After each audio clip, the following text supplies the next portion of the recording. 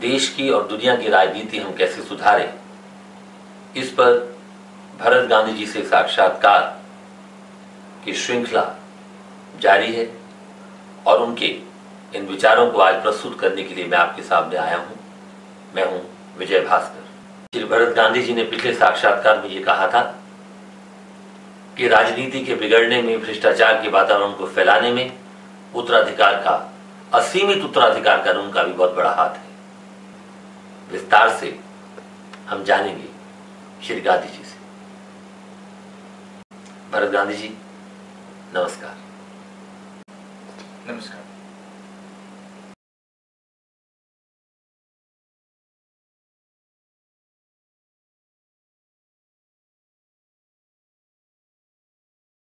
आप मानते हैं कि सभी जातियों के अमीरों ने जानबूझकर आरक्षण को बड़ा मुद्दा बनाया, जबकि सभी जातियों के 97% निम्न मध्य वर्ग और गरीब वर्ग के लिए ना ही समस्या है और न समाधान।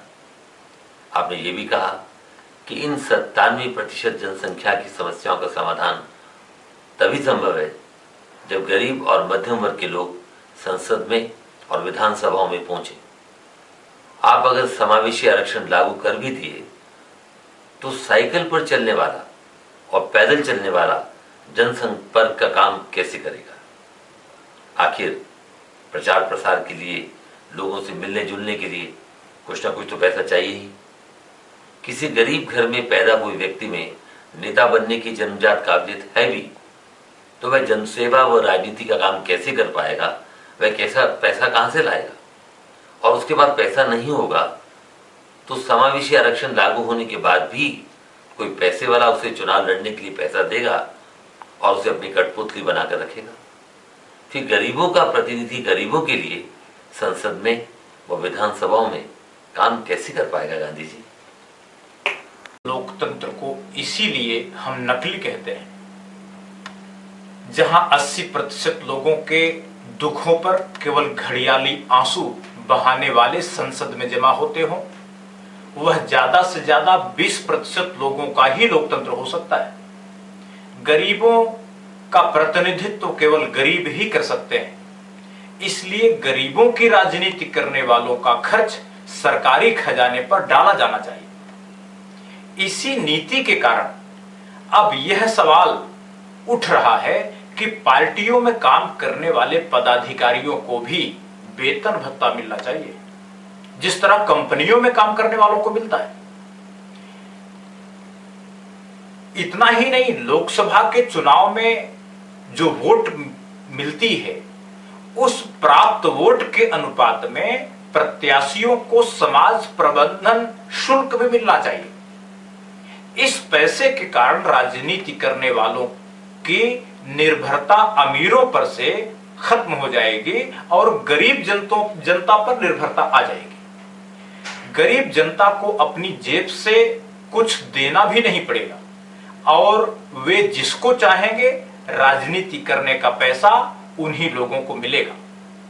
इसलिए राजनीति की अर्थव्यवस्था बनाना, नेतागिरी किस पैसे से करे, जब तक ये पैसे का इंतजाम ना होगा तब तक राजनीति सुधरने वाली नहीं है। क्या आप ये कहना चाहते हैं कि जो भी व्यक्ति अब चुनाव लड़ेगा उसे जीवन भर पैसा मिलेगा, वह भी वोटों के हिसाब से? जो ज्यादा वोट पाएगा उसे ज्यादा पैसे मिलेंगे और जो कम वोट पाएगा उसे कम पैसे मिलेंगे? सभी बातें तो आपने ठीक से समझा, बस एक गलती हो गई। चुनाव लड़ने वालों को पैसा तो मिलेगा लेकिन जीवन भर नहीं, अगला चुनाव होने तक बस। अगले चुनाव तक ही क्यों? इसीलिए कि क्या भरोसा वह समाज का काम करना बंद कर दे। यह परीक्षा अगले चुनाव में फिर से होगी। अगर वह ज्यादा लोगों का प्रिय बन गया तो अगले चुनाव में उसे पहली बार से ज्यादा वोट मिलेंगे। अगर ज्यादा वोट मिलेंगे तो उसका समाज प्रबंधन भत्ता भी बढ़ जाएगा। अगर वह कम वोट पाएगा तो उसके भत्ते की रकम भी कम हो जाएगी। जब तक वह समाज प्रबंधन का काम करता रहेगा, समाज प्रबंध करने का भत्ता उसे मिलता रहेगा और जितना ज्यादा वह काम करेगा ये भत्ता उतना ज्यादा मिलेगा। वह जितना कम काम करेगा यह भत्ता उसे उतना कम मिलेगा। लेकिन वोट के अनुपात में नोट मिलने का जब कानून बन जाएगा तो राजनीति की पहली बार अर्थव्यवस्था पैदा होगी।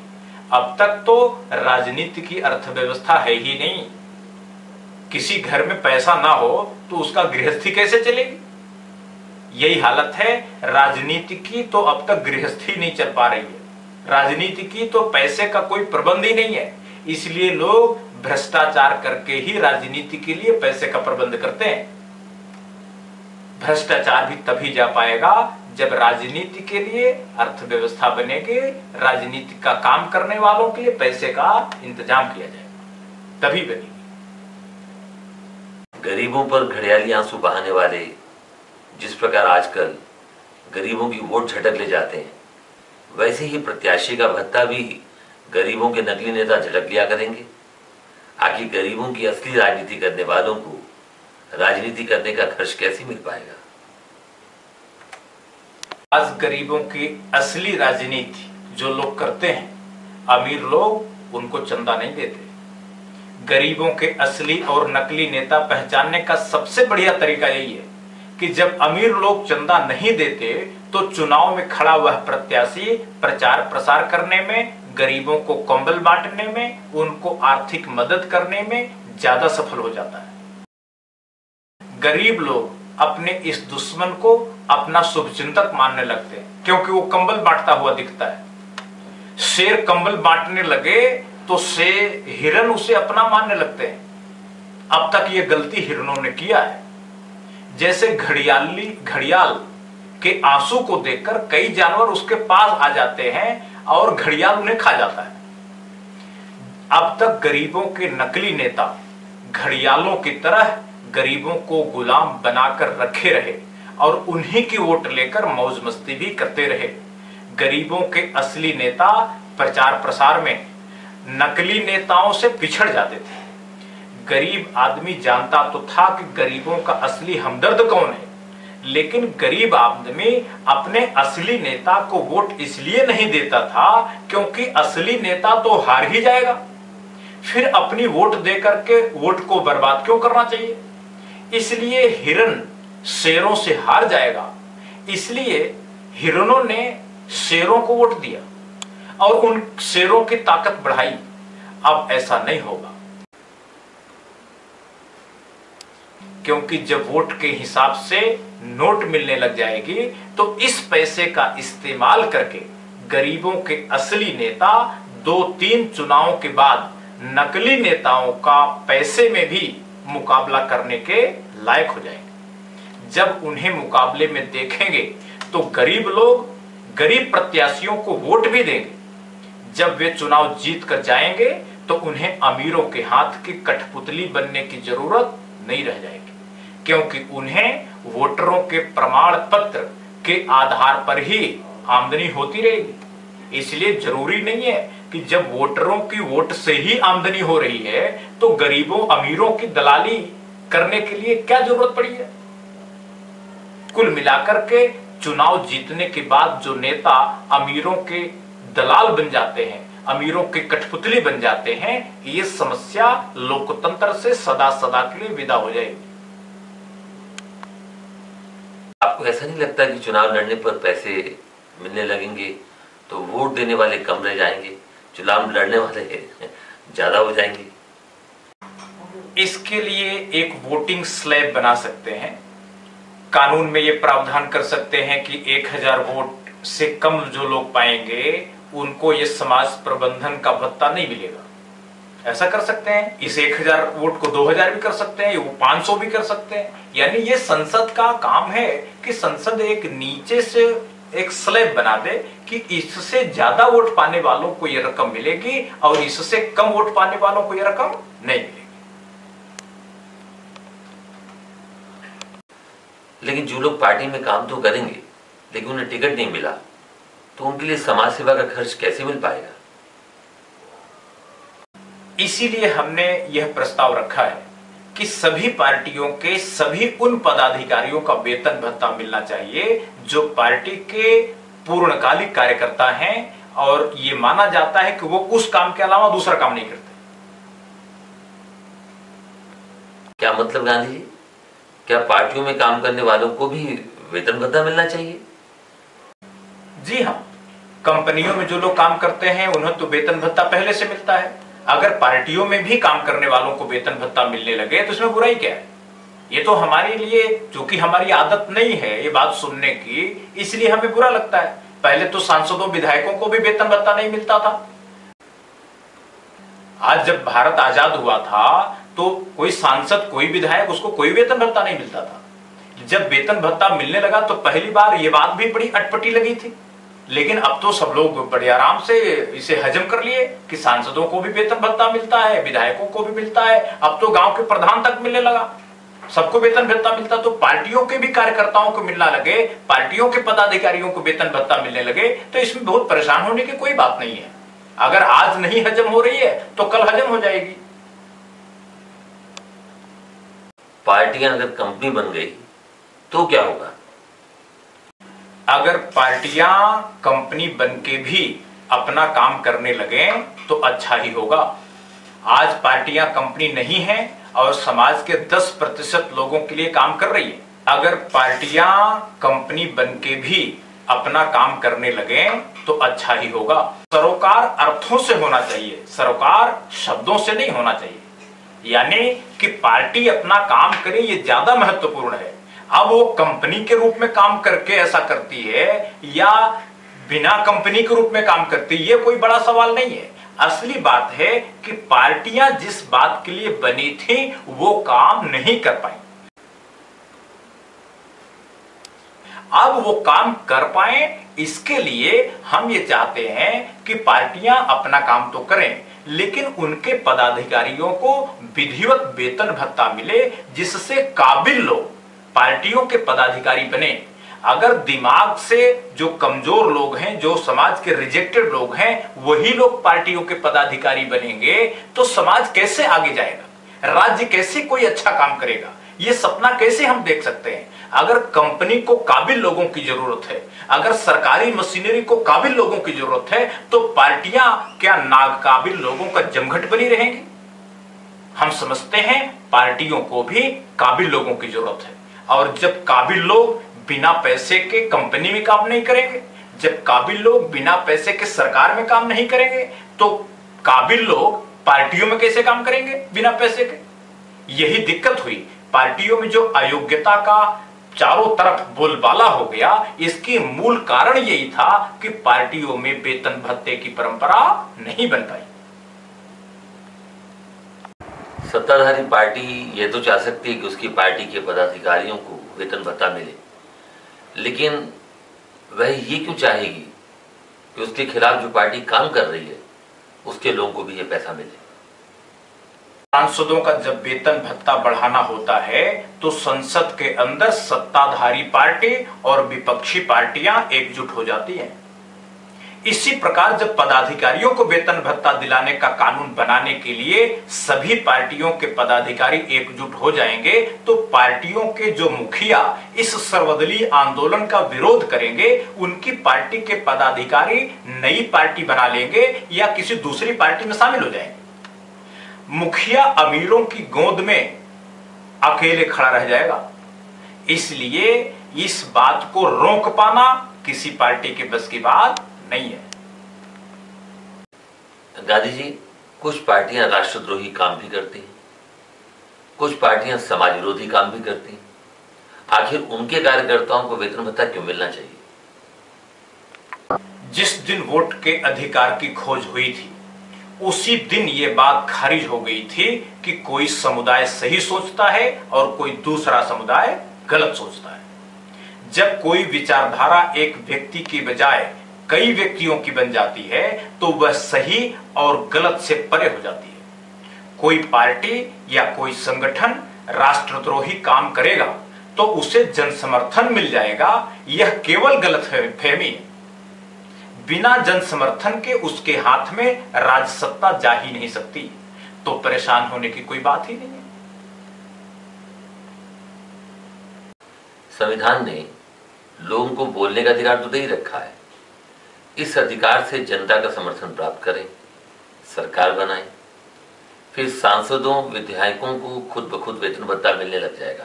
गांधी जी, पार्टी का जो भी कार्यकर्ता टिकट पाएगा, चुनाव जीतकर संसद में विधानसभा में जाएगा, उसको वेतन मिल जाएगा। सभी पार्टियों को और वो भी सभी कार्यकर्ताओं को वेतन भत्ता देने की क्या जरूरत है? इसीलिए लोकतंत्र में किसी एक विचारधारा के लोगों को आर्थिक रूप से तंग नहीं रखा जा सकता।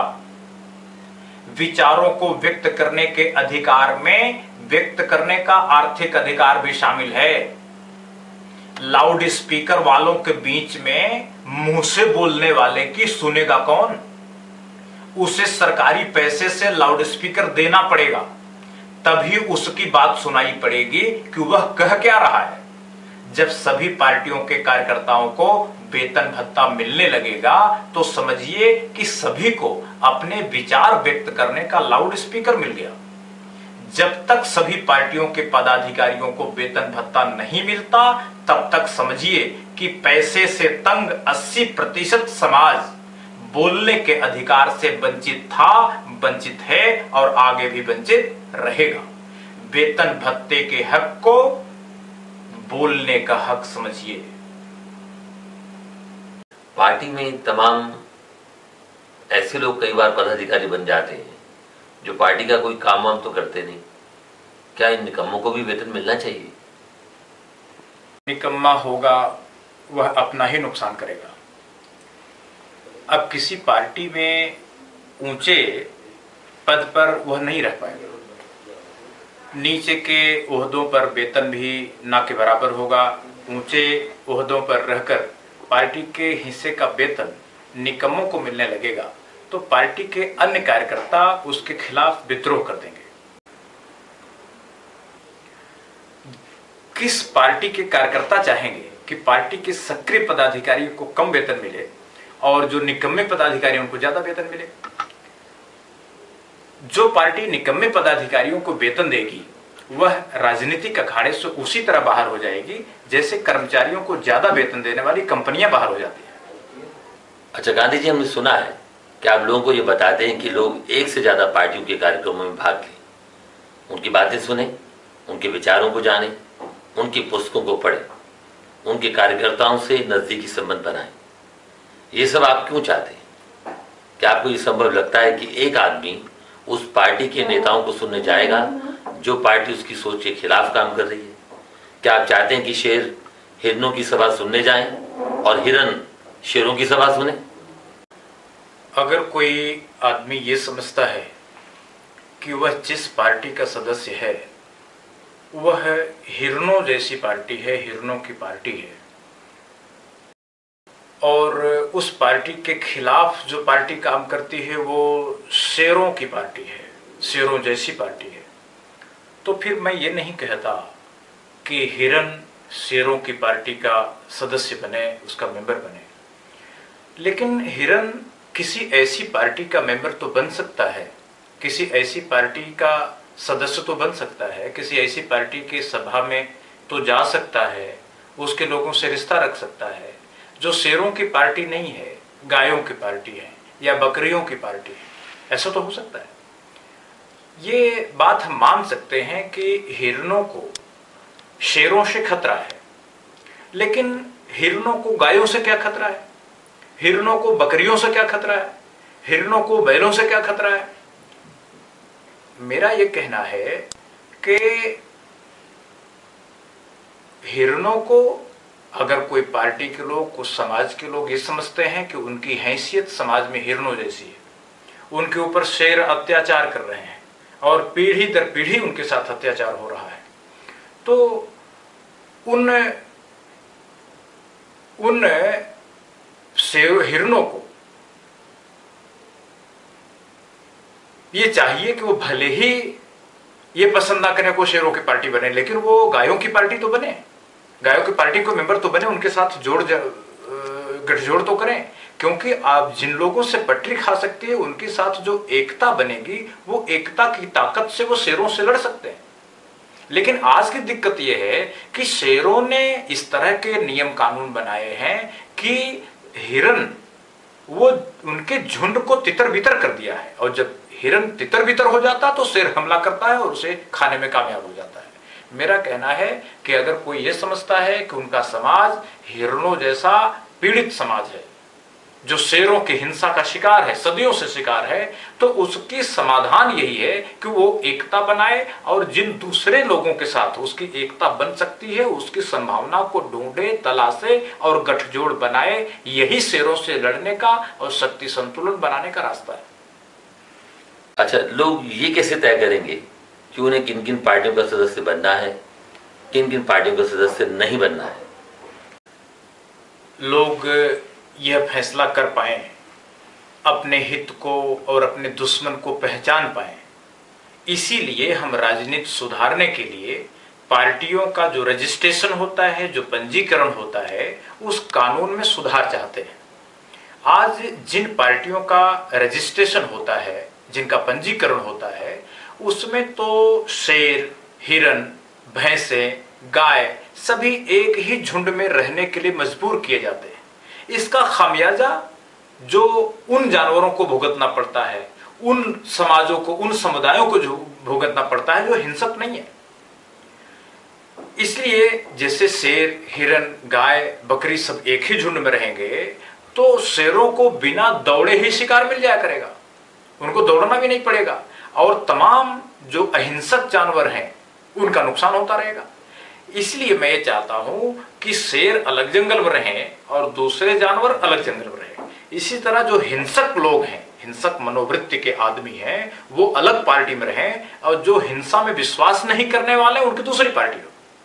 ये अलग अलग पार्टियों में रहें और ये विधिवत परिभाषित हो। इसके लिए जब पार्टी का रजिस्ट्रेशन होता है उसी समय ये बात तय हो जानी चाहिए। राजनीतिक पार्टियों के पंजीकरण में आप क्या सुधार चाहते हैं? जी, हम ये चाहते हैं कि जो पार्टी प्रदेश की राजनीति करे वो देश की राजनीति ना करे, और जो पार्टी देश की राजनीति करे वो प्रदेश की राजनीति ना करे। पार्टी जब बनती है उसी समय पार्टी को यह तय कर लेना जरूरी है कि उसे देश की राजनीति करना है या प्रदेश की। जो बात एक बार तय हो जाए उस पर पार्टी को कायम रहना चाहिए। आप ये कहना चाहते हैं कि जो पार्टी विधायक के चुनाव में अपने प्रत्याशी उतारे वह सांसदों के चुनाव में अपने प्रत्याशी न उतार पाए, उस पर कानूनी रोक लगनी चाहिए क्या? जी हाँ, इतना ही नहीं, जो पार्टी संसदीय चुनाव में अपने प्रत्याशी उतारना चाहे उसे यह अधिकार नहीं होना चाहिए कि वह किसी प्रदेश की विधानसभा का चुनाव हो रहा है तो उसमें भी अपने प्रत्याशी उतार दे। पार्टी का जो रजिस्ट्रेशन के समय ही पार्टी बनाने वालों से पूछा जाना चाहिए कि ये जो प्रदेश का एक मंजिल है सरकार में और देश की दूसरी मंजिल है, इसमें से वो किस मंजिल का चुनाव लड़ना चाहती है, किस मंजिल पर राजनीति करना चाहती है। देश की मंजिल की राजनीति करना चाहती है पार्टी या प्रदेश के मंजिल पर राजनीति करना चाहती है। प्रदेश की मंजिल पर या देश की मंजिल पर जो भी वह चुने, केवल उसी मंजिल पर के चुनाव में उसको भागीदारी करने का, चुनाव लड़ने का हक होना चाहिए। दूसरे स्तर की, दूसरे मंजिल के चुनाव लड़ने का अधिकार उस पार्टी को बिल्कुल नहीं होना चाहिए। ऐसा आप क्यों चाहते हैं? इससे क्या फायदा होगा? देखिए, राजनीति और राजनेताओं को गत 60 सालों में लगातार चरित्र गिरा है। जनता में जो असंतोष बढ़ा है उसका मुख्य कारण यही है कि एक ही पार्टी देश और प्रदेश दोनों स्तर की राजनीति करती है। दो बीमारियों की दवा देने का काम एक ही डॉक्टर करता है। जिस तरह एक ही डॉक्टर हर तरह की बीमारी का इलाज नहीं कर सकता, उसी तरह एक ही पार्टी हर तरह की जनता की समस्याओं का समाधान नहीं कर सकती। गांधी जी, जनता की अलग अलग समस्याओं के समाधान के लिए अलग अलग पार्टियों का पंजीकरण हो, क्या इससे अच्छा ये नहीं है कि एक ही पार्टी जनता की सभी समस्याओं को हल करे? क्योंकि जनता को अपने घर की अमीरी भी चाहिए, अपने देश की अमीरी भी चाहिए, एक ही पार्टी ये दोनों काम नहीं कर सकती। बहुत हद तक ये दोनों काम परस्पर विरोधी हैं। एक काम पूरब जाने का है तो दूसरा काम पश्चिम जाने का है। एक काम ऊपर जाने का है तो दूसरा काम नीचे जाने का है। एक ही साथ एक आदमी दो दिशाओं में कैसे चलेगा कि वो पेड़ पर ऊपर भी चढ़े और जमीन में भी धंसे? ऐसा कैसे हो सकता है? वो पूरब भी चले पश्चिम भी चले, ऐसा कैसे हो सकता है? इसलिए आप अपने घर का बैंक बैलेंस अगर बढ़ाएं तो परिवार के सदस्यों की फरमाइश पूरी नहीं कर पाएंगे, और अगर परिवार के सदस्यों की फरमाइश पूरी करेंगे तो घर का बैंक बैलेंस नहीं बढ़ा पाएंगे। ये दोनों काम में टकराव है।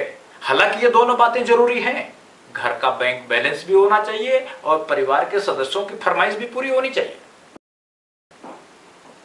इसलिए बेहतर होगा कि देश में जो पार्टी परिवार की जरूरतों को पूरी करने के लिए काम करे, उसके ऊपर देश के विकास का जिम्मा और जिम्मेदारी नहीं होना चाहिए, और जो पार्टी देश के विकास का काम करे उसके ऊपर परिवारों के विकास की जिम्मेदारी नहीं होनी चाहिए। आज जो विरोध है, आज विडंबना है कि देश का विकास करने वाली पार्टियां तो हैं, लेकिन परिवारों का विकास करने वाली एक पार्टी नहीं है। और जो पार्टियां परिवारों के विकास की बात करती हैं, जनहित की बात करती हैं, जनता के विकास की बात करती हैं, वो वास्तव में लोगों की आंखों में धूल झोंकती है, क्योंकि ये संभव ही नहीं है कि वो देश का विकास और लोगों का विकास दोनों करें। सच्चाई ये है कि जनता के विकास के नाम पर वो केवल सरकारी कर्मचारियों का विकास करती हैं और उद्योगपतियों का विकास करती हैं, और उन्हीं लोगों को ये कह देते हैं कि यही सारी जनता है। तो आप क्या ये कहना चाहते हैं कि जो पार्टी देश के विकास की बात करती है वह लोगों के परिवारों का विनाश करती है? वह लोगों के परिवारों का विकास कर ही नहीं सकती क्या? देखिए, जो पार्टी देश का विकास करती है वो जनता के विकास नहीं कर सकती, ये बात सत्य है। वह लोगों के घरों का पैसा खींचकर ही तो देश का विकास करती है। लोगों के घरों का पैसा छीनती है और वही खींच करके बड़ी बड़ी सड़कें बनाती हैं, बड़ी बड़ी पुल बनाते हैं और बड़ी बड़ी मेट्रो रेल बनाते हैं, जो कुछ भी बड़े बड़े पावर हाउस बनाते हैं, बांध बनाते हैं। जो इस तरह की चीजें हैं वो आम जनता के हिस्से का पैसा खींच करके ही तो बनता है, क्योंकि सरकारी कर्मचारी अपने हिस्से का पैसा खींचने देने को तैयार नहीं। उद्योगपति, व्यापारी और बहुत पढ़े लिखे लोग, काबिल लोग अपने हिस्से का पैसा देने को तैयार नहीं। इसलिए सरकारें जो विकास करती हैं वो आम जनता की रोटी छीन करके, उनका मकान छीन करके, उनका कपड़ा उतरवा करके ही विकास करती है। लेकिन ये बात बहुत अच्छी नहीं है। अतीत में, इतिहास में ये चली तो ठीक है, ये भविष्य में नहीं चलना चाहिए। अगर देश का विकास सबके काम आना है तो इसमें सबको त्याग करना पड़ेगा। ध्यान रखना कि केवल टैक्स देना ही त्याग नहीं है। त्याग तो है कि जब तक आप अपनी न्यूनतम जरूरतों में कटौती नहीं करते तब तक कोई त्याग नहीं है। टैक्स देने मात्र से त्याग परिभाषित नहीं होता। फिर पार्टियां जनहित की बात करती ही क्यों है? देखिए, आजकल की पार्टियां जनहित की केवल बात करती हैं। वो देश हित का काम कुछ न कुछ करती जरूर है, लेकिन वो जो देशहित का काम करने में थोड़ा बहुत जनहित हो जाता है। वैसे ही जैसे पेट्रोल निकालने के कोशिश में डामर निकाल आता है, डीजल निकल आता है, उसी तरह जैसे कोई मकान जब बनता है तो उस मकान बनाने की कोशिश में कुछ मजदूरों को 1-2 महीने की मजदूरी मिल जाती है, लेकिन जैसे ही मकान बनता है मकान मालिक मजदूरों को घर से बाहर निकाल देता है। उसी तरह देश का विकास का कोई काम जैसे ही हुआ वैसे ही ये पार्टियां जो देश के विकास की बात करती हैं वो लोगों को उसी तरह निकाल के मजदूरों की तरह बाहर भगा देती है। ये एक स्वस्थ लोकतंत्र का लक्षण नहीं है। जिस तरह मकान मालिक मकान बनाते समय मजदूर हित की बात करता है, उसी तरह आज की बड़ी पार्टियां जनहित की बात करती हैं। लेकिन सच्चाई यह है कि मालिक जिस तरह मजदूर का शुभचिंतक नहीं हो सकता, उसी तरह आज की पार्टियां आम जनता के शुभचिंतक नहीं हो सकती। अगर आज की बड़ी पार्टियां जनता को केवल काम करने वाला मजदूर समझती हैं, वे जनहित ना चाहती हैं और ना करती हैं, तो आखिर कैसे माना जाए कि वे राष्ट्रहित का काम करती हैं?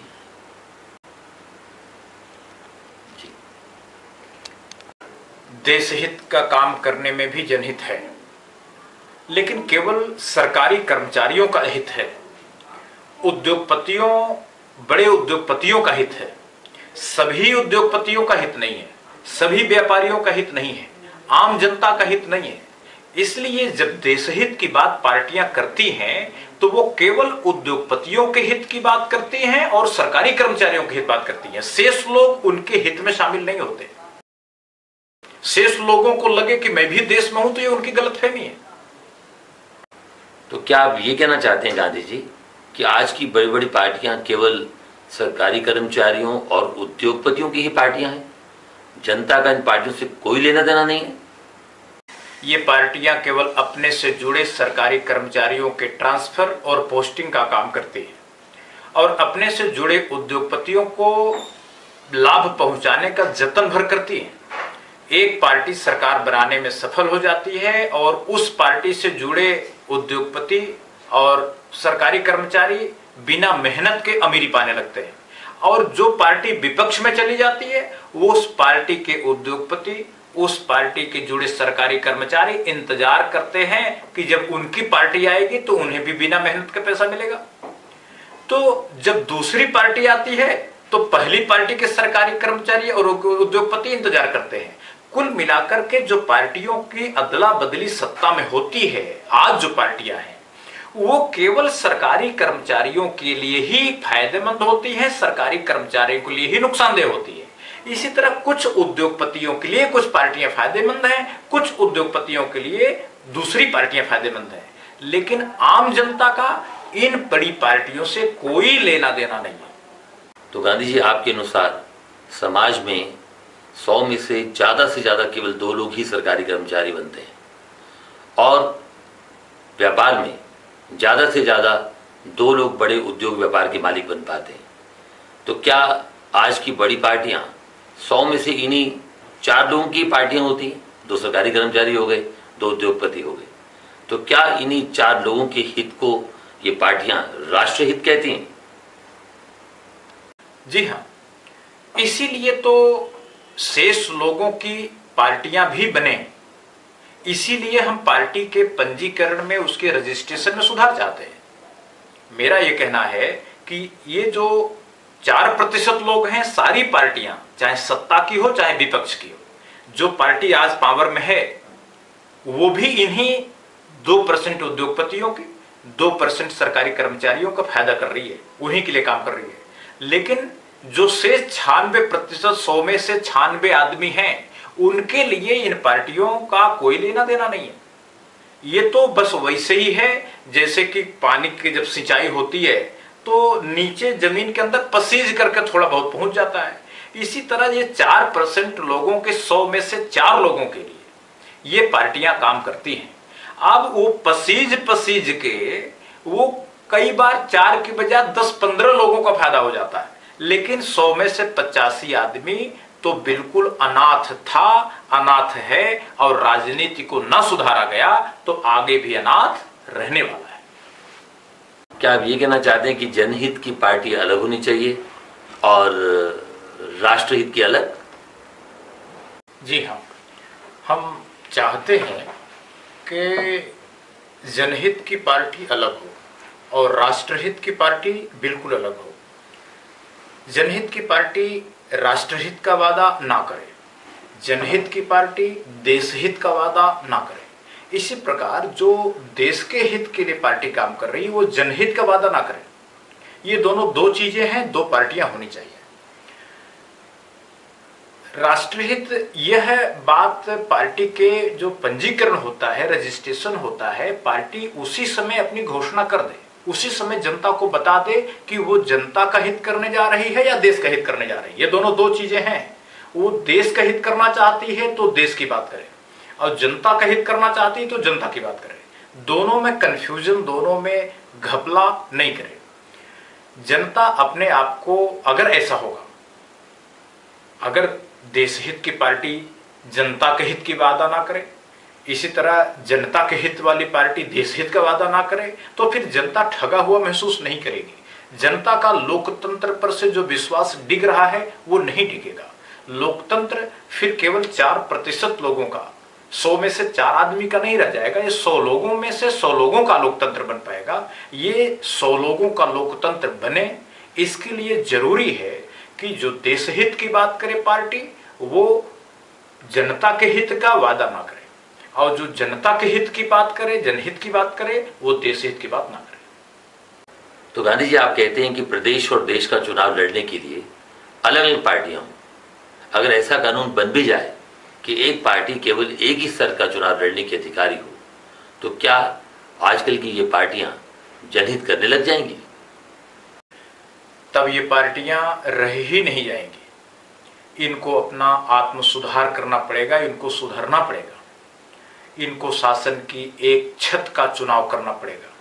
उन्हें तय करना पड़ेगा कि वो देश की राजनीति के करेंगे, देश की छत पर काम करेंगे कि प्रदेश की छत पर काम करेंगे।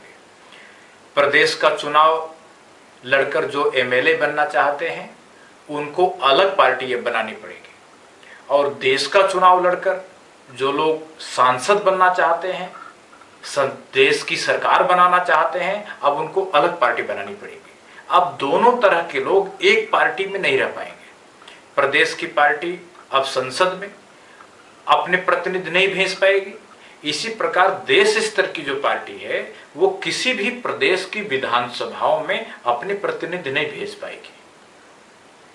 अखिल भारतीय पार्टी अगर प्रदेशों में विधायक न बना सके और प्रादेशिक पार्टियां अगर देश की संसद में सांसद ना भेज पाए, तो क्या फायदा होगा इससे? जी, इससे यह फायदा होगा कि प्रदेश के विकास की वकालत करने वाला अब प्रदेश के ही विकास का काम करेगा। उसकी प्रतियोगिता भी, उसका जो कंपटीशन है, उसका जो प्रतिस्पर्धी व्यक्ति है, पार्टी है, वो भी उसके बराबर की होगी। अब ऐसा नहीं होगा कि 40 किलो का कोई पहलवान 90 किलो के पहलवान से लड़ रहा हो। अब देश स्तर की पार्टी का मुकाबला केवल देश स्तर की पार्टी से होगा, और प्रदेश स्तर की पार्टी का मुकाबला प्रदेश स्तर की पार्टी से होगा। यानी 40 किलो का पहलवान 40 किलो वाले से लड़ेगा, और 90 किलो का पहलवान 90 किलो वाले से लड़ेगा। तो एक तरह से जो एक प्रतियोगिता के पीछे न्याय होना चाहिए, वो न्याय अब होगा। गांधी जी, अगर किसी प्रादेशिक पार्टी का प्रतिनिधि सांसद बनकर देश की संसद में आ भी जाए, तो हर्ज क्या है? अपने प्रदेश के विकास के लिए ये जरूरी मानती हो कि दूसरे प्रदेशों के लोग उसके प्रदेश में ना आए, नौकरी पेशा ना करें, शासन प्रशासन में ना रहें, तो वह अपने प्रदेश की वकील तो हो सकती है, दूसरे प्रदेशों के लिए वह वकील विश्वासघाती होगा और खतरनाक होगा। अपना मुकदमा जिससे चल रहा है, उसका वकील अगर जज बन जाए, मतलब यह है कि आपका मुकदमा किसी पड़ोसी से चल रहा है, और पड़ोसी का जो वकील कल तक पड़ोसी का मुकदमा देख रहा था, उसकी वकालत कर रहा था, आज खुदा न खास्ते वो जज बन गया, तो वो जज आपके साथ न्याय करेगा क्या? न्याय नहीं कर पाए, क्योंकि कल तक वो आपके खिलाफ वकालत करता था, आपके दुश्मन की मदद करता था, आज वो जज की कुर्सी पर बैठ गया। तो इसलिए कानून में ऐसा बनाया गया कि फिर आप अपना मुकदमा किसी दूसरे जज के यहां हटवा सकते हैं, ट्रांसफर करवा सकते हैं। तो वह तो यही चाहेगा।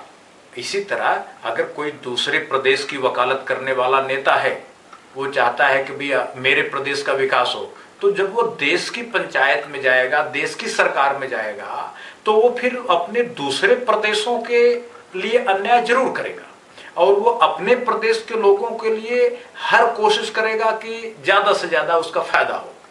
देश की संसद सभी प्रदेशों की पंचायत है, उसमें किसी भी प्रदेश के वकील के प्रवेश पर रोक होनी चाहिए। अगर ऐसा वकील चाहेगा तो वह अपने प्रदेश को रेवड़ियां बांटेगा और दूसरे प्रदेश के लोगों की रोटियां छीनेगा। छीना झपटी वाले लोगों से क्या आप न्याय की आशा कर सकते हैं? क्षेत्रवादी पार्टियों के प्रतिनिधि जब देश की पंचायत में आ जाते हैं तो वे अपने प्रदेश के विकास के लिए दूसरे प्रदेशों की बलि चढ़ा देते हैं। आप क्या ये भी मानते हैं कि देश की एकता और अखंडता के लिए भी ऐसे लोग खतरा बनते हैं? देखिए, देश की सरकार पिता की तरह होती है, वो अभिभावक की तरह होती है, और प्रदेश की सरकारें उसके बच्चों की तरह होती है। अगर किसी बच्चे के वकील को आप बाप की कुर्सी पर बैठा दें तो वह पक्षपात जरूर करेगा। उसके पक्षपात से दुखी होकर पिता के दूसरे बच्चे पिता के खिलाफ ही विद्रोह का बिगुल बजा देंगे। यह समझना जितना आसान है उतना ही आसान यह भी है कि प्रदेशवादी पार्टियों के प्रतिनिधि देश की संसद में अगर पहुंचेंगे तो वे दूसरे प्रदेशों के साथ सौतेला व्यवहार जरूर करेंगे, उनके साथ सौतेली नजर जरूर रखेंगे। उनकी कथनी में और करनी में अंतर जरूर होगा। वे बाप होने का ड्रामा तो कर सकते हैं लेकिन बाप जैसा बर्ताव नहीं कर सकते, क्योंकि बाप जैसा बर्ताव करने के लिए एक बाप का दिल चाहिए। वो दिल कहां से लाएंगे? अगर बाप जैसा वास्तव में बर्ताव करने लगेंगे तो उनके प्रदेश की पार्टी उन्हें बाहर निकाल देगी। और दिल्ली में बैठकर ऐसे लोग, यानी देश की राजधानी में बैठकर ऐसे लोग बाप की एक्टिंग ज्यादा देर नहीं कर सकते, बाप होने का ड्रामा ज्यादा देर नहीं दिखा सकते। तो क्योंकि उनको एक खतरा रहता है कि अगर वो ज्यादा बाप बनने की कोशिश करेंगे तो जिस प्रदेश के लोगों ने उनको भेजा है वो फिर उन्हें वापस बुला लेंगे। दिल्ली में बैठकर ऐसे लोग बाप की एक्टिंग ज्यादा देर करेंगे तो देश के बाहर जिस प्रदेश से वो लोग आए हैं वो लोग उनको वापस बुला लेंगे और दूसरे प्रदेशों के साथ अन्याय होता है। इसलिए देश की एकता और अखंडता के लिए भी ऐसा जरूरी है कि आज का 2 मंजिला शासन जब तक 5 मंजिला शासन में नहीं बदल जाता तब तक हर पार्टी के शासन के लिए एक ही तल पर राजनीति करने की अनुमति मिलनी चाहिए। अन्य तलों पर, दूसरी मंजिलों पर, कई मंजिलों पर राजनीति करने से पार्टियों को निश्चित रूप से रोका जाना चाहिए और जितनी जल्दी हो सके उतनी जल्दी रोका जाना चाहिए। गांधी जी, क्षेत्रवादी पार्टी के प्रतिनिधि संसद में पहुंच जाते हैं तो जो खतरा पैदा होता है वह बात तो समझ में आती। अगर देश स्तरीय सोच, देश स्तरीय राष्ट्रवाद की विचारधारा से उत्प्रोत पार्टी के प्रतिनिधि विधानसभाओं में पहुंच जाएं तो क्या नुकसान है? अगर बाप ने बच्चों को अलग अलग घर दे दिया तो घर का मालिकाना भी घर वाले ही करें तो ज्यादा अच्छा है। अगर बाप सभी बच्चों के घरों में अपना अपना चौकीदार भेज देगा, यानी सभी बच्चों को पहले तो घर दे दिया और घर देने के बाद अपना अपना एक एक चौकीदार भी भेज दिया, तो इससे ये बात साफ है कि बच्चों को तो ये एहसास होगा, उन्हें महसूस होगा कि पिताजी को हमारे ऊपर भरोसा नहीं है। उन्हें बाप द्वारा भेजा हुआ चौकीदार परिवार में दखल देता हुआ महसूस होगा। आज जो राज्यपाल है वो कई बार लोगों को लगता है प्रदेशों में कि उनके घरेलू मामलों में वो दखल दे रहा है। इससे भी बच्चे बाप के प्रति बागी हो जाते हैं, बागी हो सकते हैं। प्रदेश रूपी बच्चों ने ऐसा किया तो देश स्तर की पार्टी प्रदेशों में चुनाव लड़वाकर अपने विधायक वहां की विधानसभा में भेजती रहेगी। वो प्रदेश धीरे धीरे बागी होते जाएंगे। अंत में भारत की एकता और अखंडता को बनाए रख पाना बहुत मुश्किल हो जाएगा। इसलिए भारत की एकता अखंडता के लिए जरूरी है कि जब हमने प्रदेशों को अपना कहा तो हमें उन पर भरोसा होना चाहिए कि वो जो कुछ भी करें स्वतंत्रता से करें, आजादी से करें। उन पर केवल एक शर्त लगा दें कि भाई देश की एकता से, देश की अखंडता से आप खिलवाड़ नहीं करें, शेष पूरी आजादी दे दें कि वही लोग पार्टी बनाएं, वही लोग अपना प्रशासन चलाएं, वही लोग अपने लोगों को विधायक बनाएं, वही अपने लोगों को मंत्री बनाएं, वही अपना स्थानीय शासन करें। उनके जो स्थानीय शासन है उसमें दखल पड़ती है जब देश स्तर की पार्टी वहां पर विधानसभा का राजनीति करने के लिए घुस जाती है। तो मुझे लगता है कि जो लोग ये सोचते हैं कि प्रदेशों में देश की पार्टी राजनीति करना बंद कर देगी तो देश की एकता अखंडता को खतरा है, वो गलतफहमी में है। आपने एक प्रयोग 60 साल तक किया है, दूसरा प्रयोग करके देखिए, वो ज्यादा सफल होगा।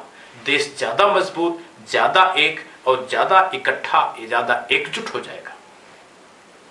गांधी जी, आपने समझाया, अभी भी बताया कि छोटी सोच का व्यक्ति अगर बड़ी जगह पर पहुंच जाए तो क्या क्या खतरे हो सकते हैं, लेकिन बड़ी सोच का व्यक्ति छोटी जगह पर अगर पहुंच जाए तो एक खतरा तो आपने बताया, लेकिन दूसरा खतरा क्या है? दूसरा खतरा यह है कि प्रदेशों की पार्टियों के पास चुनाव लड़ने के लिए इतना पैसा होता ही नहीं है जितना देश स्तर की पार्टियों के पास पैसा होता है।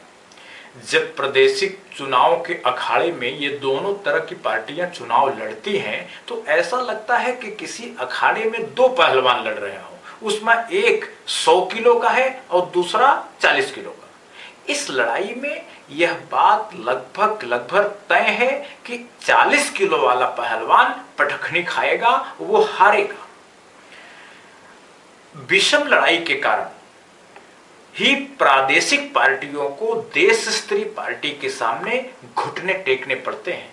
इससे क्षेत्रीय पार्टियों में, लोकल पार्टियों में और क्षेत्रवादी लोगों में देश के प्रति प्रेम पैदा होने के बजाय नफरत पैदा हो जाती है और प्रदेश की सभ्यता और संस्कृति का रखवाला कोई नहीं रह जाता। प्रदेश की सभ्यता और संस्कृति, प्रदेश के लोगों की अहिंसक आस्थाओं पर जब देश स्तर की पार्टी चोट पहुंचाने लगती है तो देश के प्रति प्रादेशिक नेताओं में ही नहीं, वहां की जनता में भी गुस्सा पैदा होता है और वह गुस्सा देश की एकता के लिए खतरनाक होता है।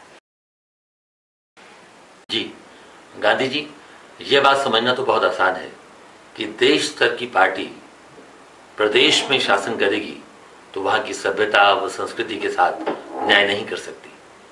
उसी प्रकार प्रदेश के स्तर की पार्टी देश की बागडोर अगर संभालेगी तो दूसरे प्रदेशों के साथ न्याय नहीं कर सकती। इसलिए आप ये कह रहे हैं कि देश की पार्टी प्रदेश की राजनीति ना करे और प्रदेश की पार्टी देश की राजनीति छोड़ दे। आखिर इतनी सरल सी बात संविधान बनाने वालों को समझ क्यों ना आई? अब तक जैसा चला वैसा ही आगे भी चलने दिया जाए तो हर्ष क्या है? अतीत में जैसा चला वैसा भविष्य में नहीं चल सकता। इसका कारण यह है कि 1994 के बाद पूरे संसार की बाजार एक हो गई है, साझी हो गई है।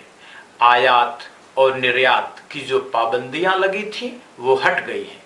अब पूरे देश की ही अर्थव्यवस्था नहीं, पूरे विश्व की एक साझी अर्थव्यवस्था पैदा हो गई है। अब सामानों का आना जाना हर देश में बेरोक टोक हो रहा है।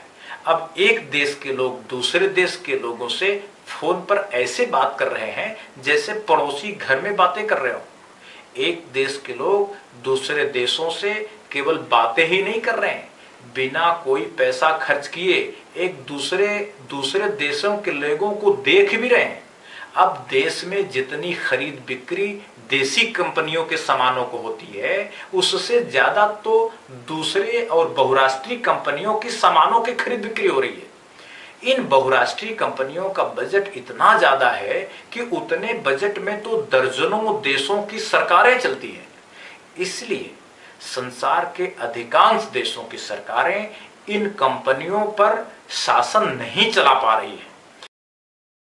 इसके विपरीत ये बहुराष्ट्रीय कंपनियां ही देशों की सरकारों पर शासन कर रही है। जिस प्रकार देश स्तर की कंपनी पर कोई प्रदेश सरकार शासन नहीं चला सकती, उसी प्रकार किसी बहुराष्ट्रीय कंपनी पर किसी देश की सरकार अपना शासन नहीं चला सकती। जिस प्रकार देश स्तर की कंपनी को देश स्तर की सरकार ही अनुशासित कर सकती है, उसी प्रकार विश्व स्तर की जो कंपनियां हैं, बहुराष्ट्रीय कंपनियां बोली जाती हैं, उनके एमएनसीज कहा जाता है, बहुराष्ट्रीय कंपनियां, ये इन कंपनियों को विश्व स्तर की सरकार ही कंट्रोल कर सकती है, अनुशासित कर सकती है। विश्व स्तर की सरकार तो तभी प्रकट होगी जब पहले विश्व स्तर की राजनीतिक पार्टियां पैदा हो।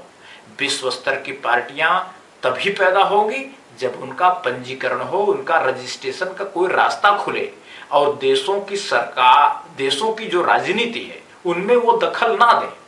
देश स्तर की पार्टियां अगर चाहती हैं कि विश्व स्तर की पार्टियां उनके देशी राजनीति में दखल ना दें, तो यह नसीहत उन्हें अपने ऊपर भी लागू करना होगा। अगर विश्व स्तर की पार्टी देश स्तर की राजनीति में दखल ना दे, तो देश स्तर की पार्टी प्रदेशों की राजनीति में दखल क्यों देती है और वहां पर क्षेत्रवादी भावनाएं क्यों पैदा करती है, वहां के लोगों में गुस्सा क्यों पैदा करती है। मेरा ये कहना है, अब जमाना वो आ गया है कि सबको अपनी अपनी हद फिर से समझनी होगी, फिर से परिभाषित करनी होगी।